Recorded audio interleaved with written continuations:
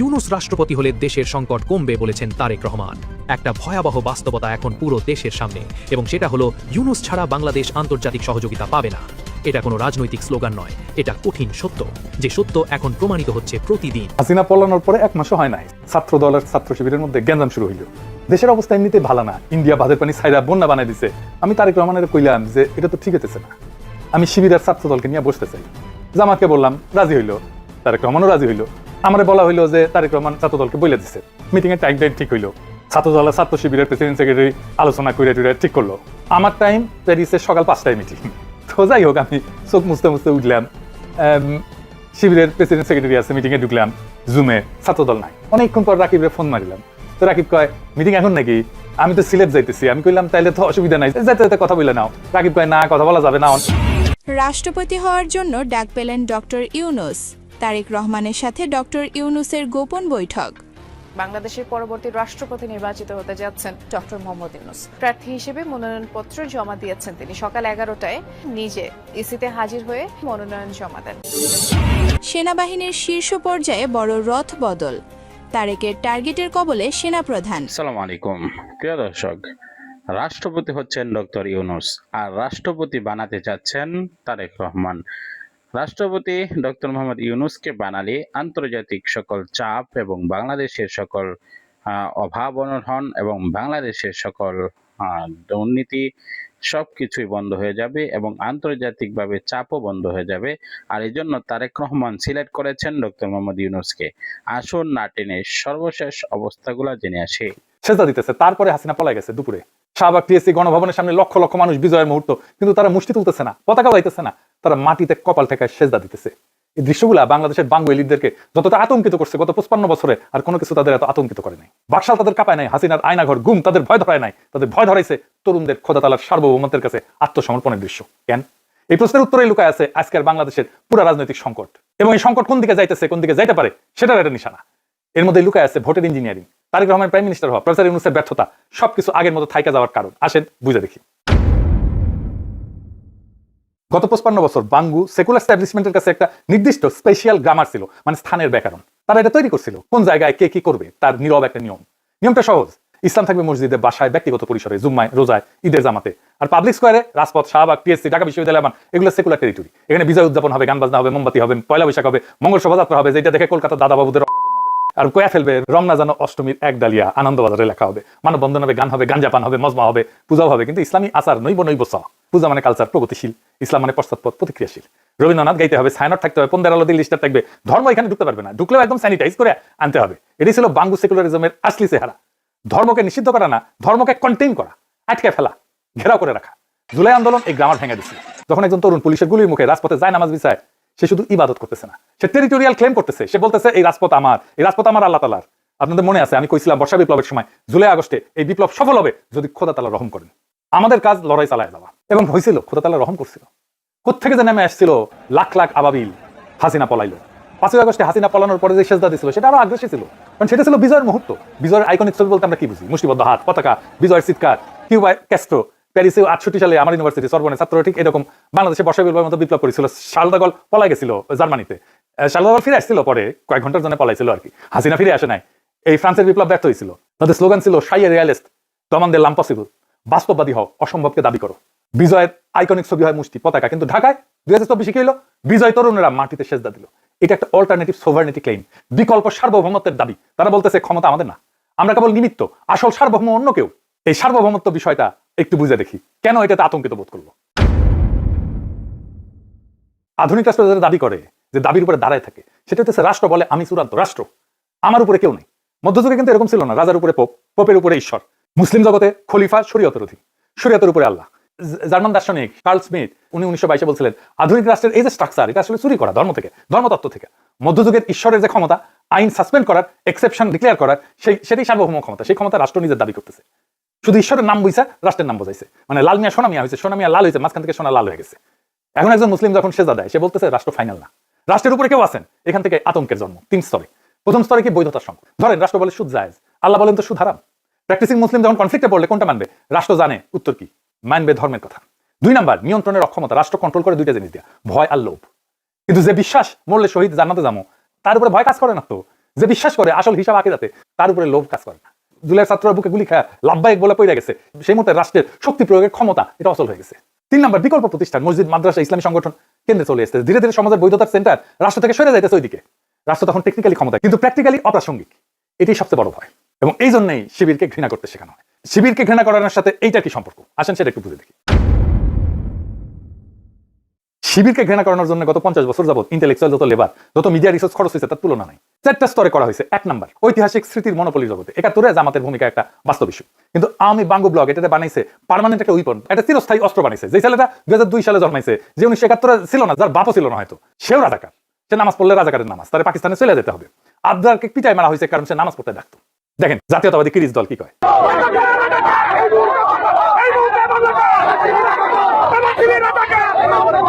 শুনেছেন, শিবিরের রাস্তা না বাংলাদেশে রাখবে না কেন, বাংলাদেশ কি তোর বাপের তালুক? এটা হইতেছে সে আদি পাপের মতো একটা কনস্ট্রাকশন, জন্মের পাপ যেটা পার্মানেন্টলি দোষী করে রাখে। হিন্দু ধর্মে যেমন দলিত ওই রকম, তো কেন এই কনস্ট্রাকশন করতে হবে? কারণ এইটা ছাড়া এটা গোটা জনগোষ্ঠীকে, যারা মুসলিম, যারা প্র্যাকটিসিং, যারা রাজনৈতিকভাবে কনসাস, তাদেরকে পার্মানেন্টলি সেকেন্ড ক্লাস সিটিজেন বানায় রাখা যায় না। 2 নম্বর, শিবিরের সাংগঠনিক শৃঙ্খলার ভয়। মেইনস্ট্রিম রাজনীতি কি? চাঁদাবাজি, টেন্ডারবাজি, সিট বাণিজ্য, হল দখল, এই তো। আত্মমর্যাদা সম্পন্ন তরুণ এই রাজনীতি করবে না। আর কি করে? নেতার নামে স্লোগান দেয়।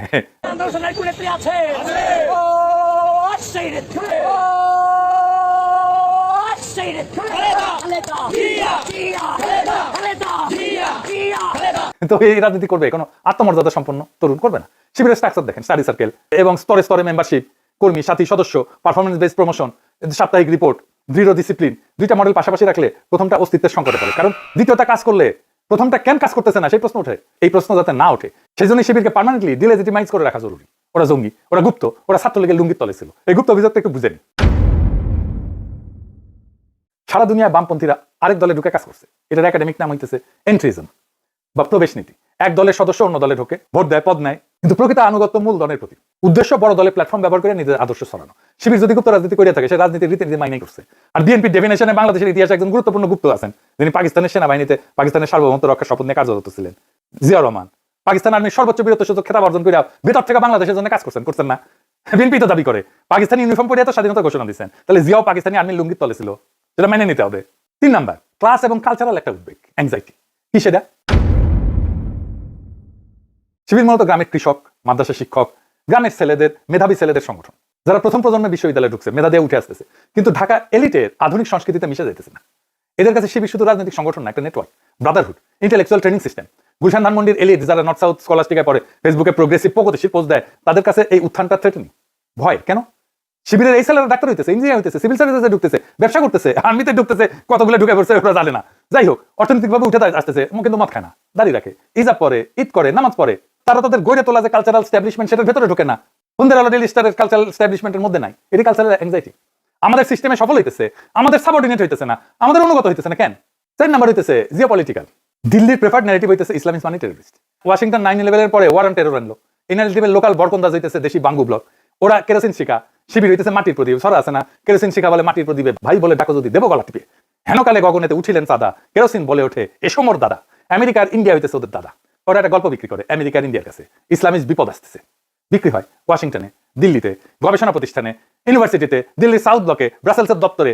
এর বিনিময়ে স্কলারশিপ পায়, পিএইচডি করে, গবেষণা অনুদান পায়, পশ্চিমা মিডিয়ায় লেখার সুযোগ পায়, আর ক্ষমতায় বৈশা থাকার আন্তর্জাতিক স্বীকৃতি পায়। বাস্তবে শিবির কি করতেছে? এটা গুরুত্বপূর্ণ না তো? গুরুত্বপূর্ণ শিবিরকে কিভাবে বাঙ্গুরা ব্যবহার করতেছে, ওয়েস্টের কাছে বেচতেছে। শিবির হলেছে সেই বলির পাঠা যারা বেচা এদের গোটা ধান্দাবাজি চলে। শিবিরের নাম বেচা এনজিও চলে, নারীবাদ চলে, বিএনপির রেইনবো সোসাইটি চলে। রেইনবো সোসাইটি করবে নাকি ওরা? বামেদের ফ্যাসিবাদ বিরোধী কারবার চলে, সুশীলদের সেমিনার চলে, টকশো চলে, বইমেলায় বই বিক্রি হয়। এটা পুরো ইকোনমি, পুরো অর্থনীতি। শিবির যদি কাল না থাকে, এদের অর্ধেকটা রুটি নদী বন্ধ। তাই শিবির থাকতে হবে, এবং ঠিক যতটুকু ভয়ঙ্কর মনে হয় ততটুকু দেখাইতে হবে, না বেশি না কম। এবং ঠিক ততটুকু থাকতে হবে যেন নিজেরা আবার বড় হইয়া ক্ষমতায় দখল করে না বসে। বেশি না কম, এই নিয়ন্ত্রিত ভয় উৎপাদন হইতেছে এই ইকোসিস্টেমের আসল পণ্য। এরপরে কি হলো? এরপর একটা এম্পিরিক্যাল শক হইল। কি সেটা? গত বছরটা পুরো ঘটনা স্ট্রাকচারকে চ্যালেঞ্জ করছে এই বাঙ্গু সেকুলারদের। ডাকসু এবং অন্যান্য বিশ্ববিদ্যালয় ধরে জিতে আসলো শিবির। 15 বছর ধরে ন্যারেটিভ ছিল যে শিবির মার্জিনাল, ফ্রিঞ্জ, এরা রকাটে, মেয়েরা এদের পছন্দ করে না। ডাকসু এই ন্যারেটিভ ভেঙে দিল, সব বিশ্ববিদ্যালয় ন্যারেটিভ ভেঙে দিল, শিবির জিতছে, মেয়েদের হলে বেশি জিতেছে। বাঙ্গু এস্টাবলিশমেন্ট পুরো বৈধতা দাঁড়াইছিল একটা অ্যাজাম্পশনে, ফ্রি নির্বাচন হলে ওরা জিতবে না। ডাকসু এই এক্সকিউজ কেড়ে নিছে। এখন আরো একটা আনকমফোর্টেবল সত্য, জুলাই আন্দোলনের রাজপথের সবচেয়ে সংগঠিত শক্তি কে ছিল? অফিসিয়াল ন্যারেটিভ বলবে সমন্বয়ক, নির্দলীয় ছাত্রদের জোর, কিন্তু গ্রাউন্ড লেভেলে রাত জায়গা পাহারা দেওয়া, পুলিশের ব্রুটালিটির সামনে দাঁড়ায় থাকা, হল লেভেলে মোবিলাইজেশন, লজিস্টিক্স, শিবিরের ডিসিপ্লিন ছাড়া জুলাই সম্ভব ছিল না। আবু সাইদ কে ছিল? আবু সাইদ তো শিবিরের ছেলে ছিল। এটা স্বীকার করা হয় না কেন? স্বীকার করলে বিপ্লবের ওনারশিপের একটা অংশ শিবিরকে দিতে হবে। তাই 5 আগস্টের পর থেকে চলতেছে একটা সিস্টেমিক ইরেজার। ওরা ছিল না, ওরা গুপ্ত, ওরা হাইজ্যাক করেছে।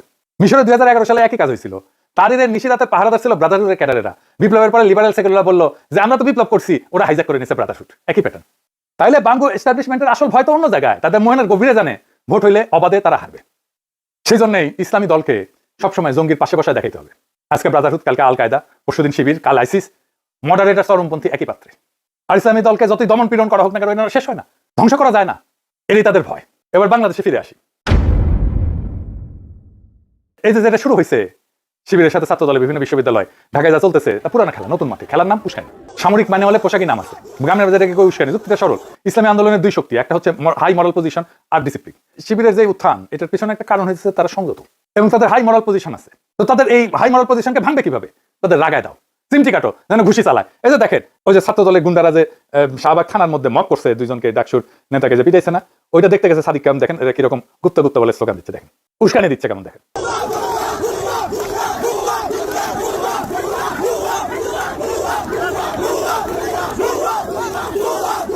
দেখেছেন? এরকম উস্কানি দিচ্ছে যেন ছাত্র শিবির ধৈর্য হারা হয়ে তাদের আক্রমণ করে। এবং করলে তখন এটা বলবে, দেখছেন আমরা বলছি না ওরা জঙ্গি। এরপর রাষ্ট্রের দমন নীতি জায়েজ হয়ে যাবে।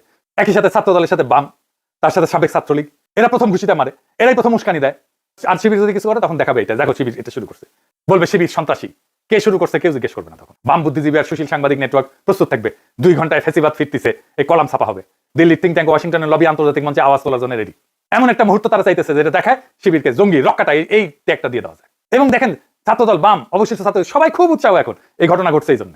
3টা উল্টা আদর্শ, কিন্তু যৌথ স্বপ্ন নাই, ইতিহাস নাই, কিন্তু 3টে সিমেন্ট একটাই, শিবিরের ভয়। এইটারে বলে নেগেটিভ কোয়ালিশন। এরা কিছু করতে এক হয় নাই, কিছু ঠেকাইতে এক হয়েছে। মিশরে 2013-তে ঠিক এই জিনিসটা হয়েছিল। নাসেরিস, লিবারেল বাম আর পুনার মুবারকের লোক সবাই একসাথে নিচে আসছিল। উদ্দেশ্য ব্রাদারহুডকে ঠেকাও। সরানো হইলো। এরপর সিসি ঢুকে একে একে সবাইকে জেলে ঢুকাইলো। যে লিবারেলরা ট্যাঙ্কে ফুল ছুটছিল, 1 বছর পর তারই গড়াদের ভেতরে গেছে। তুরস্কে 1997 একই কাহিনী। কামালিস্ট সেনা, বাম এলেভি, লিবারেল মিডিয়া, বড় বণিক গোষ্ঠী সবাই সেকুলার প্রজাতন্ত্র বাঁচাও এই জিকির তুললো। 20 বছর পর তারা নিজেরাই অপ্রাসঙ্গিক হয়ে গেছে। নেগেটিভ কোয়ালিশনের চরিত্র এটাই। জিতলেও কিছু বানাইতে পারে না। তাদের জয়ের পর তৃতীয় শক্তি আসে, যাটা দিয়ে বিদায় করে। বাংলাদেশে একই, শিবিরকে চাইপা দিলে ছাত্রদল জিতবে না, বামও না, প্রাক্তন ছাত্রলীগও বাঁচবে না, জিতবে আরো গভীরের কোনো শক্তি। সেদিন এরা সবাই এর শিকার হবে। ইতিহাসে গল্প লেখা হয়ে গেছে, আগে অনেকে এই কাজ করছে। এই এখন এইটার প্রম্পট অন্য কোথাও থেকে আসতেছে। এটা শুরু করছে ইন্ডিয়া, এটা শুরু করছে গোয়েন্দা সংস্থা। ইউরোপিয়ান ইউনিয়নের যে পার্লামেন্ট আছে, ব্রাসেলসে বসে, সেটা ইউরোপিয়ান ইউনিয়নের 26টা দেশ, তারা নিজেদের একটা পার্লামেন্টে অনেক সময় অনেকগুলো বিল পাস করে। গত পরশু দিনের আগের দিনের একটা নিউজ দেখলাম যে ফেসবুক নিয়ে ইউরোপিয়ান ইউনিয়নের পার্লামেন্টে আলাপ হয়েছে, ফেসবুককে কিভাবে কন্ট্রোল করা যায়, বা ইউরোপিয়ান ইউনিয়নের দেশগুলোতে ফেসবুক যেন 16 বছরের নিচে কেউ দেখা অনুমতি না পায়।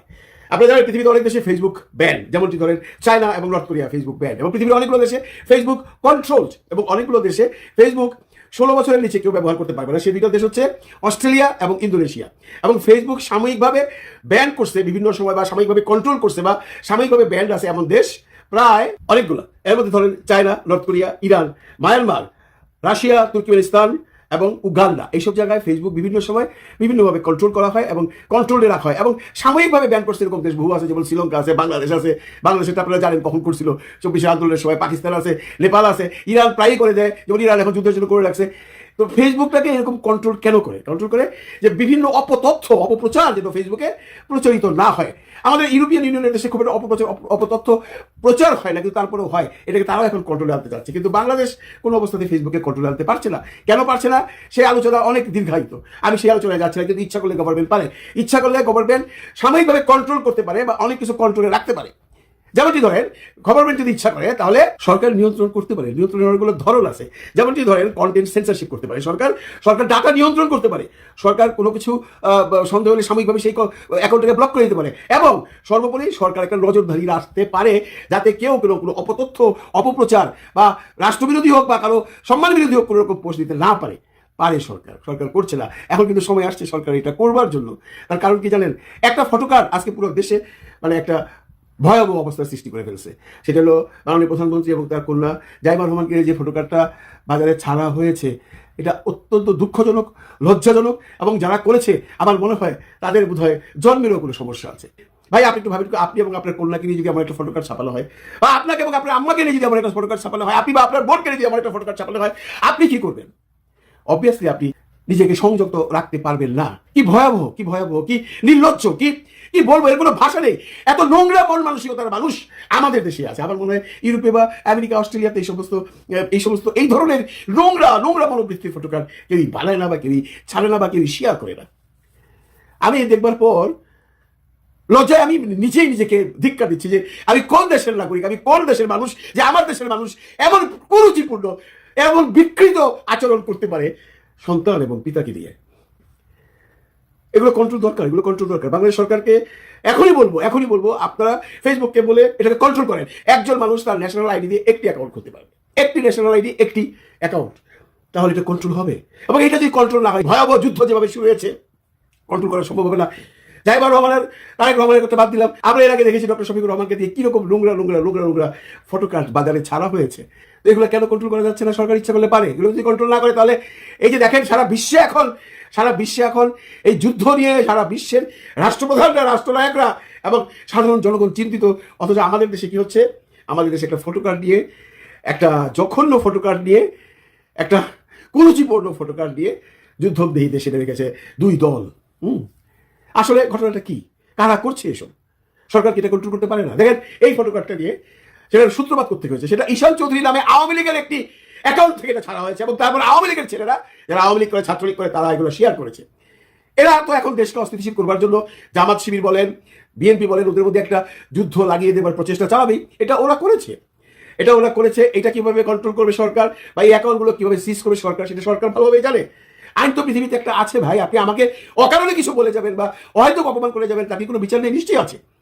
তো সেই ফটোকার্ডটা বিএনপির ছাত্রদলের তানভীর নামে একজন ছেলে, সে আবার শেয়ার করেছে। সে শেয়ার করে তার মানে ক্ষোভে, রাগে, দুঃখে তার বন্ধু বান্ধবকে জানিয়েছে, তার দলকে জানিয়েছে এটা কি হচ্ছে। আমার এখানে একটা ছোট্ট প্রশ্ন, তানভীর সাহেবের এটা তো শেয়ার করা উচিত হয়নি। জন্য কি বললেন তারেক রহমান? বাংলাদেশের রাজনীতিতে নতুন এক চমকপ্রদ ঘটনা। প্রধানমন্ত্রী তারেক রহমান এবং প্রাক্তন প্রধান উপদেষ্টা ডক্টর মোহাম্মদ ইউনুসের মধ্যে একটি গোপন বৈঠক অনুষ্ঠিত হয়েছে। আর সেই বৈঠকে তারেক রহমান ডক্টর ইউনুসকে একটি বিশাল প্রস্তাব দিয়েছেন রাষ্ট্রপতি পদে। হ্যাঁ, আপনারা ঠিকই শুনছেন, তারেক রহমান চান ডক্টর ইউনুস বাংলাদেশের পরবর্তী রাষ্ট্রপতি হন। কিন্তু কেন? এই প্রস্তাবের পেছনে কি উদ্দেশ্য, কি রাজনৈতিক হিসেব নিকেশ লুকিয়ে আছে? আসুন বিস্তারিত জানি এবং বুঝি এই রাজনৈতিক দাবা খেলার প্রতিটি চাল। প্রথমে জানা যাক বৈঠকটি কিভাবে হলো। গতকাল রবিবার রাত সন্ধে 7:30টায় প্রধানমন্ত্রীর কার্যালয়ে একটি গোপন বৈঠক ডাকা হয়। এই বৈঠকে উপস্থিত ছিলেন মাত্র 4 জন: প্রধানমন্ত্রী তারেক রহমান, প্রাক্তন প্রধান উপদেষ্টা ডক্টর মোহাম্মদ ইউনুস, বিএনপি মহাসচিব মির্জা ফখরুল ইসলাম আলমগীর এবং প্রধানমন্ত্রীর বিশেষ সহকারী। বৈঠক শুরু হয় এবং চলে প্রায় 2 ঘন্টা। কি আলোচনা হয়েছিল সেই বৈঠকে?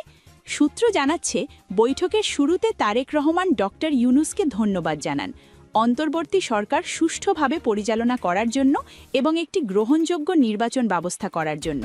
তিনি বলেন, ডক্টর ইউনুস, আপনি গত 18 মাস দেশকে সুষ্ঠুভাবে পরিচালনা করেছেন। আপনার নেতৃত্বে একটি সুষ্ঠু নির্বাচন হয়েছে এবং আমরা জনগণের রায়ে ক্ষমতায় এসেছি। আমি আপনার কাছে কৃতজ্ঞ। কিন্তু এখন একটি গুরুত্বপূর্ণ সিদ্ধান্ত নিতে হবে, বাংলাদেশের পরবর্তী রাষ্ট্রপতি কে হবেন। ডক্টর ইউনুস বিস্মিত হয়ে জিজ্ঞাসা করেন, এটি নিয়ে আমার সাথে আলোচনা কেন? তারেক রহমান হেসে বলেন, কারণ আমি চাই আপনি হন পরবর্তী রাষ্ট্রপতি। এ কথা শুনে ডক্টর ইউনুস স্তম্ভিত হয়ে যান। তিনি বলেন, কি বলছেন আপনি? আমি তো রাজনীতিবিদ নই, আমি তো শুধু একজন অর্থনীতিবিদ। তারেক রহমান বলেন, ঠিক সেই কারণেই আপনি উপযুক্ত। দেশের এই সংকটকালে একটা নিরপেক্ষ, সৎ এবং আন্তর্জাতিকভাবে স্বীকৃত ব্যক্তি দরকার রাষ্ট্রপতি হিসেবে, আর আপনার চেয়ে উপযুক্ত আর কেউ নেই। ডক্টর ইউনুস কিছুক্ষণ চুপ থাকেন। তারপর তিনি প্রশ্ন করেন, আপনি কেন এই প্রস্তাব দিচ্ছেন? এর পেছনে আপনার কি উদ্দেশ্য? তারেক রহমান খুব স্পষ্ট করে বলেন, আমি প্রধানমন্ত্রী হিসেবে দেশ চালাতে চাই, কিন্তু আমি জানি যে আমার বিরুদ্ধে অনেক অভিযোগ আছে, আমার উপর মানুষের আস্থা কম। কিন্তু যদি আপনি রাষ্ট্রপতি হন, তাহলে মানুষ আশ্বস্ত থাকবে যে দেশে একটু নিরপেক্ষ এবং সৎ ব্যক্তি সর্বোচ্চ পদে আছেন। এতে আমার সরকার পরিচালনা করা সহজ হবে। এই কথাগুলো শুনে ডক্টর ইউনুস বুঝতে পারেন যে তারেক রহমানের আসল উদ্দেশ্য কি। তারেক রহমান চান ডক্টর ইউনুসের জনপ্রিয়তা এবং আন্তর্জাতিক গ্রহণযোগ্যতাকে কাজে লাগিয়ে নিজে সরকারকে বৈধতা দিতে। কারণ তারেক রহমান জানেন যে তার সরকার ভোট কারচুপি করে ক্ষমতায় এসেছে এবং জনগণের মধ্যে অসন্তোষ বাড়ছে। যদি ডক্টর ইউনূস রাষ্ট্রপতি হন তাহলে তিনি সেই অসন্তোষকে নিয়ন্ত্রণ করতে পারবেন এবং তার সরকারকে একটি বৈধতার আবরণ দিতে পারবেন। কিন্তু ডক্টর ইউনূস কোনো সহজ মানুষ নন, তিনি একজন বিচক্ষণ এবং দূরদর্শী ব্যক্তি। তিনি তারেক রহমানের খেলা ভালোভাবে বুঝতে পারছেন, তাই তিনি সাবধানে বলেন, আপনার প্রস্তাব শুনে ভালো লাগলো, কিন্তু আমি এমনি এমনি রাষ্ট্রপতি হতে পারি না। রাষ্ট্রপতি হতে হলে আমার কিছু শর্ত আছে। তারেক রহমান আগ্রহ দিয়ে বলেন, কি শর্ত বলুন? ডক্টর ইউনূস বলেন, প্রথম শর্ত, সংবিধান সংস্কার পরিষদ সক্রিয় করতে হবে এবং সংবিধান সংস্কার সম্পন্ন করতে হবে। দ্বিতীয় শর্ত, যে ভোট গণনায় কারচুপি হয়েছে সে বিষয়ে তদন্ত করতে হবে এবং দোষীদের শাস্তি দিতে হবে। তৃতীয় শর্ত, রাষ্ট্রপতির হাতে প্রকৃত ক্ষমতা থাকতে হবে, শুধু আনুষ্ঠানিক পথ নয়। আর চতুর্থ শর্ত, জেলা বিপ্লবে যারা শহীদ হয়েছে তাদের ন্যায় বিচার নিশ্চিত করতে হবে। 4টি শর্ত শুনে তারেক রহমানের মুখ শক্ত হয়ে যায়, কারণ এই শর্তগুলো মেনে নিলে তার সরকারের অবৈধতা প্রকাশ হয়ে যাবে। ভোট গণনার কারচুপির তদন্ত হলে তা জড়িত থাকা প্রমাণ বেড়ে আসবে। সংবিধান সংস্কার হলে তার একচেটিয়া ক্ষমতা কমে যায়। আর রাষ্ট্রপতির হাতে প্রকৃত ক্ষমতা থাকলে তো সে ডক্টর ইউনূসকে নিয়ন্ত্রণ করতে পারবে না। তারেক রহমান কিছুক্ষণ চুপ থাকেন, তারপর তিনি বলেন, আপনার শর্তগুলো খুবই কঠিন, আমাকে ভাবতে হবে। ডক্টর ইউনূস সাধ্যভাবে বলেন, ঠিক আছে, আপনি ভাবুন, কিন্তু মনে রাখবেন আমি এই শর্ত ছাড়া রাষ্ট্রপতি পদ গ্রহণ করব না, কারণ আমি শুধু একটি সাজের পুতুল হতে চাই না। আমি যদি রাষ্ট্রপতি হই তাহলে দেশের জন্য কিছু করতে চাই। বৈঠক শেষ হয় এবং ডক্টর ইউনূস চলে যান। তারেক রহমান এবং মির্জা ফখরুল তখন একা থাকেন। মির্জা ফখরুল বলেন, স্যার, এই শর্তগুলো মানা সম্ভব নয়, এগুলো মানলে আমাদের সরকারের ভিত নড়ে যাবে, আমাদের সরকারের ভিত নড়ে যাবে। তারেক রহমান বলেন, আমি জানি, কিন্তু ডক্টর ইউনূসকে রাষ্ট্রপতি করা আমাদের জন্য খুব দরকার। আন্তর্জাতিক সম্প্রদায় এবং দেশের মানুষ তাকে বিশ্বাস করে, তাকে রাষ্ট্রপতি করতে পারলে আমাদের সরকারের বৈধতা বাড়বে। মির্জা ফখরুল বলেন, তাহলে কি করবেন? তার শর্তগুলো মানবেন? তারেক রহমান হাসেন এবং বলেন, মানার ভান করব, তাকে রাষ্ট্রপতি বানাবো এবং বলবো যে তার সব শর্ত প্রিয় দর্শক, সম্পূর্ণ ভিডিওটি দেখলেন, বুঝতে পেরেছেন ভিডিও গুরুত্বপূর্ণ। আমরা বস্তুনিষ্ঠ সকল আপডেট এবং ব্রেকিং নিউজ আপনাদের মধ্যে উপস্থাপনা করি। অবশ্যই আমাদের চ্যানেলটি সাবস্ক্রাইব করে পাশে থাকা বেল বাটনটি অন করে দিবেন। বিদায় নিচ্ছি, আসসালামু আলাইকুম ওয়া রাহমাতুল্লাহ।